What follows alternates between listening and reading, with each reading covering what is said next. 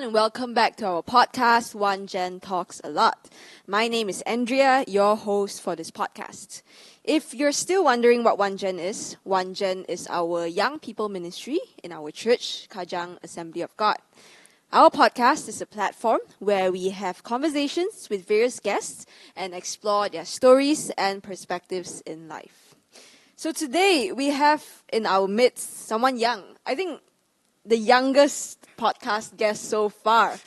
Currently, she's still a student. She's studying law in MMU, Multimedia University. She is also part of the leadership in One Gen, where she heads the missions ministry, which we will be talking about a lot today. And she's also actively serving in other ministries as well, like the worship and also the banner ministries. So let's give it up for Sister Angeline. Hello. Woo. Hi, everyone. Hello. How are you doing today, Angeline? Oh, I'm good. Very tired, but... Why are you tired? Because I had a rough night yesterday. I was busy doing assignments and some stuff. Student life. Slept late. Don't sleep late. Yeah. So how has your week been? I heard you had an exam this week, right? Yeah, my midterms. Mm-hmm. It's just, I wake up exam, I sleep exam. Every time it's just exam. How many papers you had? Me? Yeah, this week. This week one paper, but Only it's one. been going on like for 1 month, like skip, 1 week one. So your midterms are over already? Yeah, after it's over this? for now. Okay. Thank Yeah. God. So when is the next? Next, my finals though, When? will be end of, somewhere in July. Yeah. I thought we were going to say like August or September, but that's quite near. Well, like I say, I wake up exam, I sleep exam. GBU. It's exam. All right, so maybe how are you feeling about this podcast? You were really nervous just now. I think I'm nervous only the fact because my parents are going to watch this. So this is the first Special time. message for them. You want to say hi? Don't say anything after you watch this. Just smile. Yeah. Okay, maybe would you like to introduce yourself to our audience to fill in the gaps if I missed out anything? So I think you covered most of it. So hi guys again.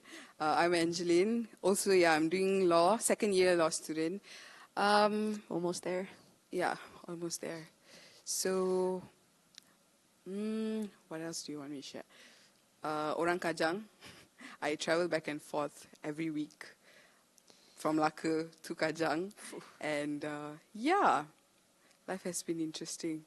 Interesting. All right, maybe we can talk about that more later. Yeah. All right, so before we go into how life is interesting now, maybe you can share a bit about your past. What were you like as a child? Let's go back to childhood. Oh, I think if you should ask this question to my mom. She'll have a lot to say. Your sister is here. I'm sure your sister could tell stories about you as well. It's not going to be good. I was a very tough child, actually. I'm a very, very naughty child, actually. Oh. Yeah. But of course now, I hope now I'm different. So how were you naughty? Were you naughty in school or was it only back home? I was a good kid in school. But at home, I'm just... I remember there was... I'm very naughty to the extent that there was once I went to the supermarket and then I saw this thing on the shelf. So I wanted that. And then I asked my mom said no. And then guess what I did?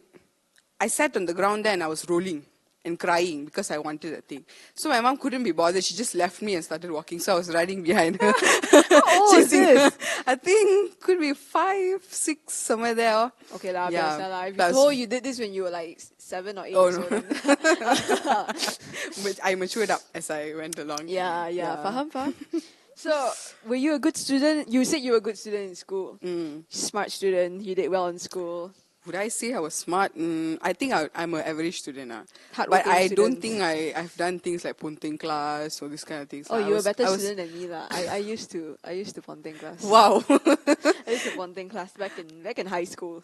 I was a prefect. So, when you're a prefect, right, there's like, I had this thing, okay, I have to be like a good I used to person. Ponteng class with my prefect friend. Oh, wow. Okay. Wow. But it was in a way where we didn't like this teacher. So we would go to another teacher. Okay. Yeah. Okay. Yeah, but I think my high school days were the prime times. I mean, although I was a good kid, Yeah. but it was fun, very fun. I was quite active in the like pengawas activities and Co-curriculum also. co-curriculum. Yeah. But you still did well academically.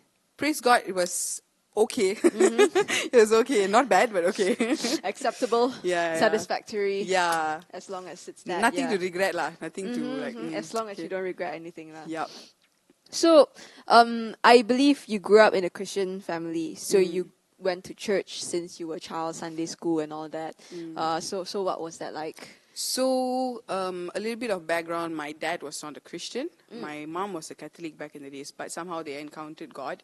So, growing up, I did grow up as a Christian. But of course, there are a lot of challenges that comes in between. There were a lot of rough things happening at home, and we went through a lot of financial struggles. And I would say that because of all that we were going through, we were always labeled like this family that, like a black sheep lah. Among the other families. And, there were times that I felt things could be better sometimes, So, yeah, my childhood was, if it's not for God, I don't think we would have come this far. And all of it was because of God. God brought us through all of this, hardships, and God has been faithful, actually.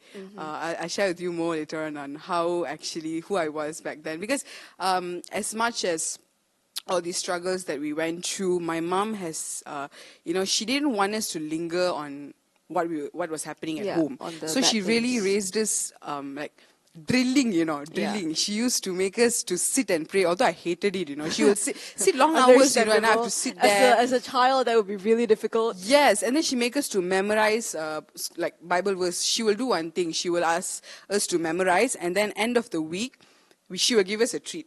Like, that's how she trained us, So got point system, I got sticker. She will buy for us, give for.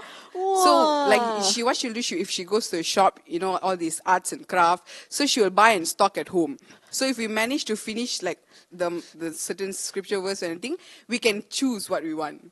So that's how she trained us in a way. So that built a foundation, I feel. And if she did not do that, I don't think, we would have sustained this far.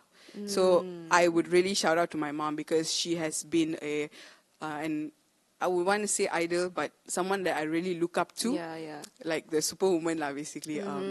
Even of how far I have come is also definitely because of her. Of her training, drilling from very young itself. Even missions has been exposed to me when I was very young. So it's because of her lah, basically. So yeah, although all the rough parts was one thing, but it was worth it lah. It was really worth it. Yeah. I want to dive a bit deeper into your walk with God, your journey of faith, because you mentioned earlier that it all started with your mom drilling all these things into you, right? And you didn't like it as a child, because as a child you wouldn't understand the deeper meaning behind it, right? So you would only do it because your mom is making you do it. You would do it because you want that reward at the end of the week. So how did you grow from that into who you are today? What was that journey like? So what happened was, as much as my mom drilled, yes, I grew up in a Christian family, but because of, I have never been, physically I've always been big. So when I was very young itself, I went through this thing where I was bullied in kindergarten, high school, yes, since kindergarten. And I cannot go and tell my parents. I felt very ashamed. And also because there's so many things going on at home, how can I go and dump another thing on them? So that built up, and I struggled with inferiority complex, where I struggled with my identity, with how I looked. And that created like a hole, I would say, So it kind of became worse as I went on. So, when small issues or small situations that happen, I become overly sensitive. And, when I see, I'm also struggling, I see things around me also not good. There were times that it became worse to an extent that I struggled with panic attacks. So my panic attacks were bad till the extent that my heartbeat start to, palpitation, right? You beat, your heart beats so fast. And then I will cry, and then I just break down, don't know what to do. And then sometimes I shiver. So it was till that point. But, and then at that point also, as I was growing up, I went through rejections from people. And, there was a point of my life that I started to look for, validation from people, that kind of a thing, because of what happened in the past. Understandable. So there was a point that I started to trust a lot of people. So my sister always liked to say I have a lot of friends, but there's also good parts and bad parts out of definitely. it. So as I grew up, I met a lot of people, and I started to become a very wild kid, lah. Oh. There was like a point what age was this around? High school? after high school. After high school? I would say around 18 to 20, 21.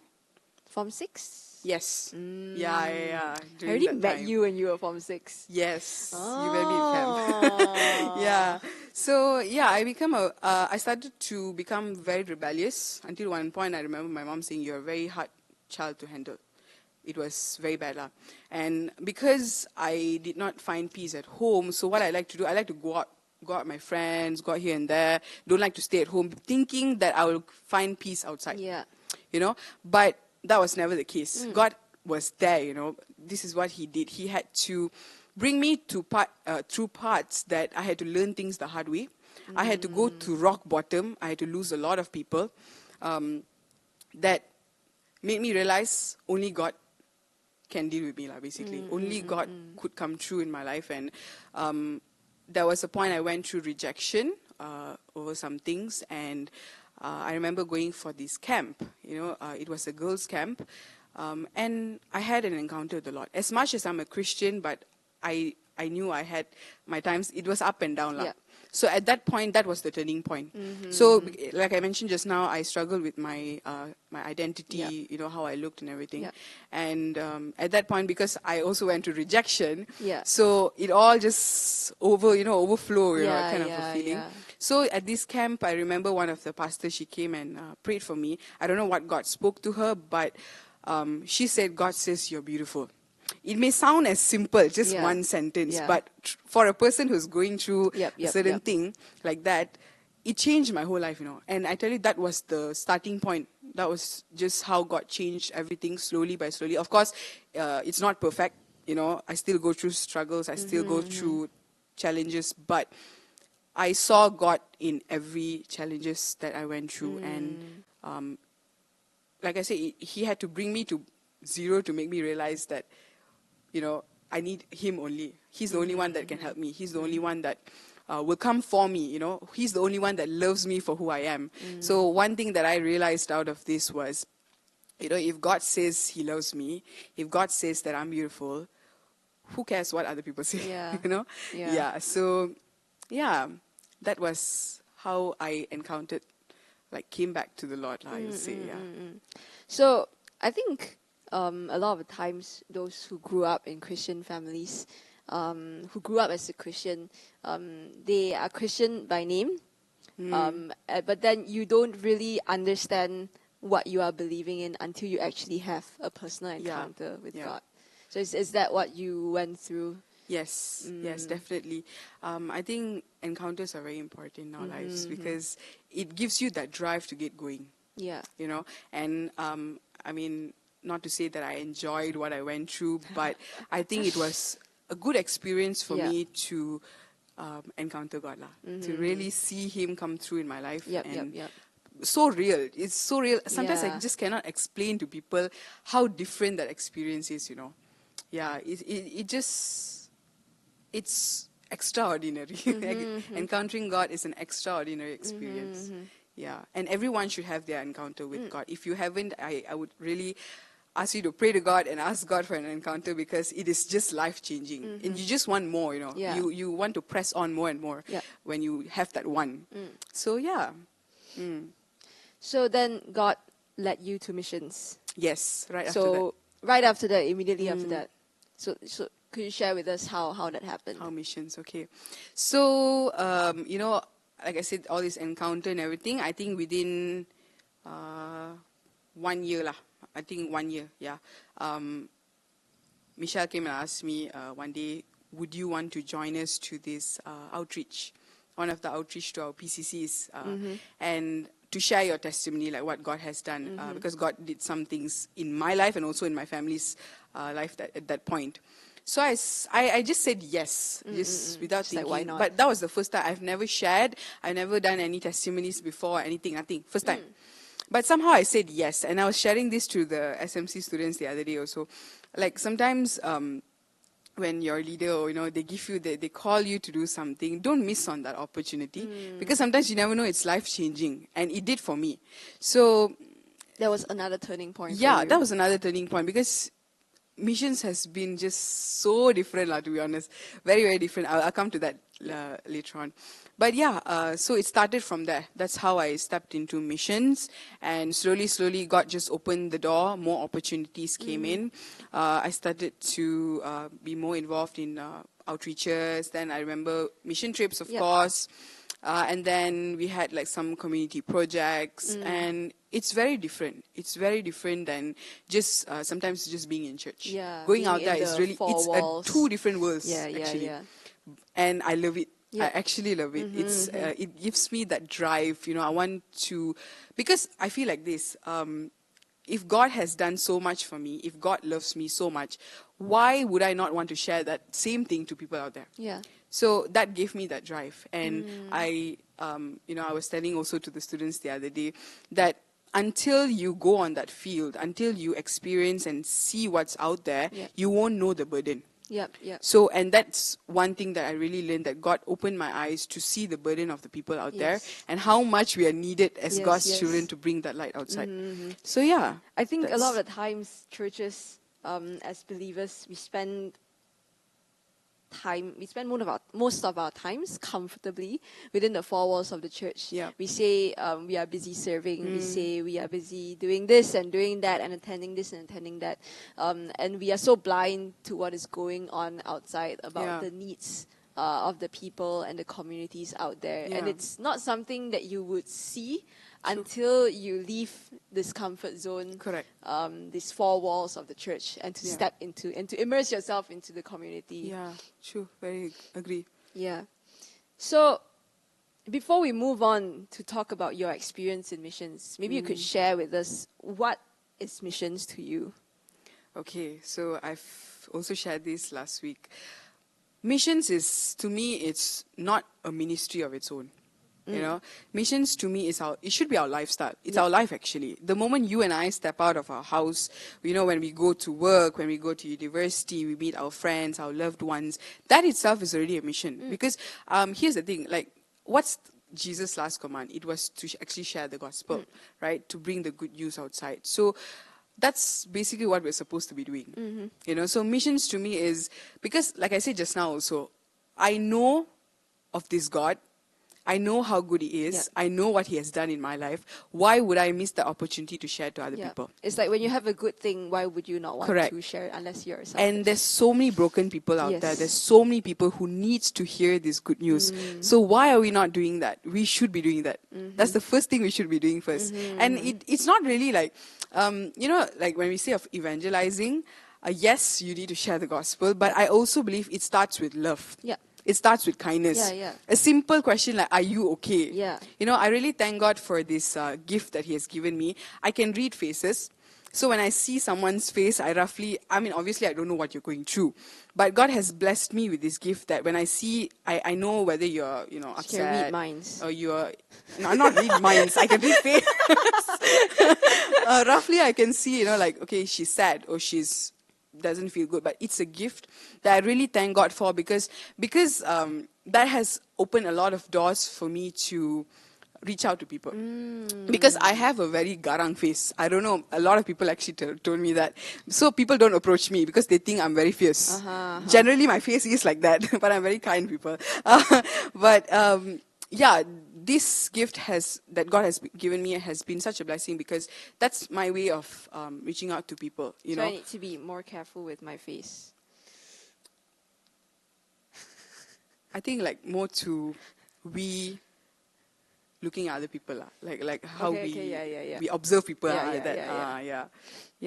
So, but I think empathy is so important now when it comes to reaching out to people. Connecting with people, especially people who are in need. Correct. So that we don't push our agenda on them. Yes. Because there's a difference when you empathize with someone and when you're just asking for the sake of asking. There's a lot of difference. So, for me, I feel when we want to do missions especially, empathizing is very important. And of course, love, like I said, you must love. If not, you're not, what's the point? You're just doing it for the sake of doing it. Yes, correct. Yeah. So you mentioned that you have been involved in quite a number of activities, mission trips, under missions, like outreaches, events, things like that. I think you've been on quite a number of mission trips too. How many? Three already. Overseas. Yeah, That's still quite a lot. Mine is 1. I think there are a lot of people who got more. Mine is just 3. I mean, you're still young, so... Okay, so 3 is quite a bit, since each one is like at least about 4 to 6 days. Yeah. Yeah. So I'm sure you have very rich experience from the mission trips that you have attended. So I'm sure you have also experienced quite a number of funny things. Oh yeah, a lot. in these trips. So maybe you could share with us some funny stories that you have gone through in your mission trips. I have heard something about Jashirin falling asleep in a flood. Yeah. Tell us more about that one. Okay, let's come to that first. So this was the first mission trip I went for. It was in Medan, Indonesia. So I think there were about 8 of us there. So we split lah. The team split in 2. So I was actually at the village. We were at the village area. Okay. And then the other team were the other side. So during that time, I think after the youth service, because it was a long day, we went to the orphanage, we went for home visitation. So it's our schedule was very packed. Yeah. So that side, the other side where the flood happened, they just finished their youth service. So it was very tiring for everyone, right? So our brother decided to sleep on the chair. And then just for context, Jashirin is our One Gen ministry head. Yeah. So he decided to sleep on the chair. And then our amazing team decided to not tell him anything. Like there's a flood coming, wake up or something. They decided to let him sleep through the whole time.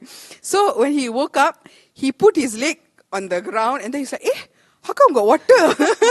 And he didn't even realize that. And all of them were on the stage because they were at the safe spot. Yeah. They were just laughing and laughing, but it was very funny because the pictures and the videos when we watched, it was actually very funny. I wonder how long they waited for him to wake up in order to be able to catch that moment on camera. But his face looked so clueless. And why didn't anyone tell him? There was another one, I remember going to Vietnam that time. That was funny because there was this auntie, because most of the people in Vietnam, like the church people, they can't speak English. Okay. So this auntie was very interesting for me because she Google Translate with us. Yeah. So there was one time, I don't know if I'm supposed to say this, but there was one time she came up to me. This was with the adults and everyone, pastor, everybody was there. And then she came and then the Google Translate stated, will you be my future daughter-in-law? Then I was like, hello, auntie. That was very funny because, hello auntie, I came here for mission trip, calm down. So it was very funny. That was a proposal straight from the future mother-in-law. It was so funny. And then pastor, all the uncle aunties, they were just having a laugh of their life. It was very funny. But that was another one. She couldn't wait for her son to do it. I didn't even see his face also, but no. It's very funny. She's like, I don't care if my son likes you or not. I don't care if you like my son. She just went straight up. I just want you as my daughter. Yeah, very funny. Yeah, cute. So that was another one. A lot. There's a lot of fun experiences. Mission trip is fun. Definitely, I would say. It feels, as much as we're doing ministry and everything, but you build a new family. Like you get to know people, so they are like your new family. And you build bonds with people. The entire time with them. Yeah, so it's very fun. Very fun. Yeah, apart from the struggles, of course, but it's worth it. That's why I wouldn't mind going all over again and again for mission trips. Yeah. So you mentioned that it's worth it. Right. Besides all the fun and all the funny experiences, I'm sure there are also very meaningful experiences for you. You get to see a lot of things. You get to see how God works in the community. You get to see the needs and you get to feel the burden from being immersed into this experience, right? So maybe you can also share a little bit about how God has touched you during mission trips. What meaningful experiences you have had. You know, one thing that God really changed me in a way, because I used to be a person, I'm still trying to be a person that stops complaining lah. Okay, don't complain too much. Understandable. But back in the yeah. days, I used to complain a lot. Yeah. Because like I said just now, we went through some financial struggles yeah. and all that. So I always wondered why I don't have this, why I don't have that. Why do I have to go through Why this? do I have to go Why through other people this? can have such a nice Yes, life? yes. But missions has changed me in that sense that I stopped complaining because, right, I realized that what we have today is luxury. Yes. And God has blessed us immensely, like crazy, Yeah. So why do we complain? That's one thing. God really changed my perspective in that sense that I started to value life lah. Started to value what I have. And today, when I look back, I can really see God pruned me and made me humble in that sense that the complaining has really reduced. And He changed my perspective in a way lah, because you start to see things differently. That's why, like I said, until you go to the field and see what people are going through, you won't know the burden. Yeah.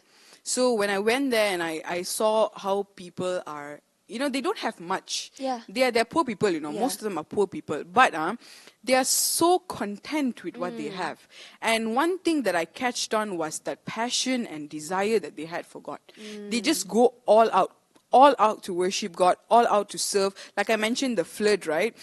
They had service right after, like before the flood happened, and next morning they were supposed to have another service. So middle of the night they were clearing out. If they wanted to, they could have just cancelled the service. Yeah. But they cleaned out and they continued the service. That's how much of fire they had for God. And one thing I remember coming back, because it was my first mission trip, coming back I remember telling God, I want that fire. I want that passion that they have, because it's different, Yes. They have so little but so content. Yes. And He really changed my perspective lah, in that sense that I start to value whatever I had. All this, like I said, all this we have is luxury, and they don't have much, but they're so happy. So why are we complaining? That kind of thing. That's one. And then God also showed me His heart when it comes to for the people, especially because I remember going for this leprosy home. It's in Vietnam. So if those of you don't know what's leprosy is like a skin disease. It's quite contagious, and it affects, I think, various parts of your body. Some of them become crippled, some of them lose their limbs, their hands, their legs. Some of them lose their eyesight. It's very deadly lah. So in Vietnam, what they do is, if you are struggling with or having this disease, they kind of put you all together. Put you away from the community. So they have this village that's only for leprosy people. So you're kind of like stuck there. Isolated. Isolated. You can't go out, you can't meet your family, that kind of a thing. So they're all living in loneliness and all that lah. So when Pastor said we were going to go to this home, I was, to be very honest, I'm also a human being. I didn't want to go. Okay? There will be fear. There will be like, correct. And somehow when I know it's like contagious, somehow I was like, do I have to go? But anyways, we went. And one thing that God did when I went there, I cannot explain, but there was a sudden drop of burden in my heart for these people that I actually started to cry when I see the people there. Because they cannot meet their family members. So they're all living in so lonely, so sad. Some of them, there was this one auntie, we went to visit in a house, her hands were like that. Like permanently like that. It's crippled like that. So can you imagine, you want to take a cup also, you struggle. But they have to live like that with no one there. So all they wanted was a little bit of love. They were anticipating for people to come and visit. And it made me realize, wow, God loves them so much, really. And we were that vessel to go there and to show that love to them. So I kind of forgot that, they were having this. So I just touched people, hugged them, and we were fine. But here's the one thing when you go into missions, when you do God's work, He will protect you. He will make sure that your needs, you are taken care of nothing will like harm you. That's one thing I really saw. And another one, we went to a prison in Ngabang. When we say prison, I remember when I was telling my friends, I'm going to the prison. They all like, careful, prisoners, criminals, they are dangerous, this kind of things and stuff. But I tell you, when I went there, I've never, I cannot explain to you, but the presence of God was so tangible that you can see like God's presence just fall down on the people there. They were worshipping their hearts out. So I was thinking, if God can use people like them, if God loves them so much, how much more you and I, right? So it's just different, because you see that God loves these kind of people. And, we are supposed to bring that love out there. Don't look at status, don't look at just because they are like that, this and that, because you never know what God can do there. It's just going to be a revival, when you see how God moves. So, he really showed me his heart, how loving he is, and how gracious he is in that sense. And it also built my faith, when you see people getting healed, when you see people responding to, sometimes the sharing or prayer, and when you just see God move his miracles, right, it builds your faith. Like I said just now, that's why I want more. When I come back, every time I come back from a mission trip, I want more. I don't want to be, I feel like as a Christian, we should not be just like that. We must comfortable. move. We must go that extra mile. And that's where you see how God moves in your life. You shouldn't be platform.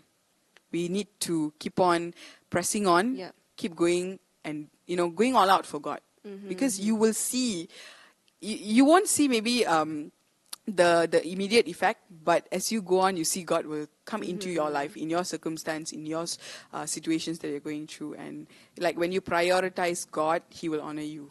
Yeah. I really agree with what you said about how God really has a heart for these people, the lepers, the prisoners. Because if we look at the Bible, right, we look at Jesus' ministry. These are the people that he came for. He went and healed the lepers. He went to the sick. He went to the sinners. And I think it's really amazing that through mission trips, through your experiences, that you could really experience this in person, to see God's love for these people. Because I think a lot of the times people forget. A lot of the times, perhaps we have, we think like the Pharisees or the teachers of the law, where we think, oh, God is only for us. And we think that, oh, these people, they don't need God. But these are the people who need God the most. Correct. You get it's a different kind of joy. Every time when I go for missions or any outreach or just doing anything like community project, anything, I get this kind of peace that I can sleep so well, knowing that, God has done something, So it's just an unexplainable joy when you see God move in these kind of people. So it's just amazing, really amazing. And I would really encourage people to, like I said, you don't have to go for mission trips, to do missions. It's just, even when you step out your house also, it's already missions. Meeting your, loved ones, sharing about God. And even like, when we go outside, we see homeless people, right, on the streets, orphanages. This is an opportunity for us to really go all out and to show that love, to give that love also. Because many of them want it. They're all, many a lot of them broken are people living out there. in darkness, bondages. So, what is your vision for this ministry? My vision. For the past 2 years, it has been the same thing. Of course, we want to share the gospel and everything. We want to glorify God's name, definitely. But I think one main vision that I always have is we have to make a difference. Because what makes a difference as children of God is we being a light out there. There's a reason why we are children of God. We are supposed to be the light. So which means we are also called to be set apart. Which means we are also called to be different than the rest. So of course it comes with a lot of challenges. You lose a lot in that process. There's times that I also feel very lonely. Like, because people will start to treat you like you're how come she's so church like that, everything, so every time so holy. holy, doing all this ministry, but they don't understand why, because we are supposed to make a difference, like I said. So my vision for the past 2 years has been just one thing. I want to make a difference. Yeah. You and the people out there must be different. And that's where you get to show God, ma. That's where you get to show the love of God, how different Jesus is. We are that, we have to carry that burden on us to make sure that, that there's something that we're doing out there to glorify God's name, to lift him up. Yeah. So it's to make a difference, definitely, to be that light. That's a very good vision. Yeah. Okay, so Missions Month. Ooh, yeah. This month, July, is Missions Month. So what is Missions Month? Maybe you can tell us a bit more about that. Okay, so Missions Month is something that we have been doing it yearly in our church, where we celebrate, missions as a whole. We also take this opportunity to appreciate all the pastors, that are, doing the mission in the mission field. Not only pastors, our outreach workers, and all those outside, in our outreach, and appreciate what they are doing. We also take this time to really build that awareness. Why missions? Why are we as children of God, supposed to be a part of missions? And it's more like a building awareness or creating awareness kind of a month, where we really encourage people not only to go for missions, but also, if you can't go, it's okay, you can pray. You can also give. And let me tell you a little bit of giving.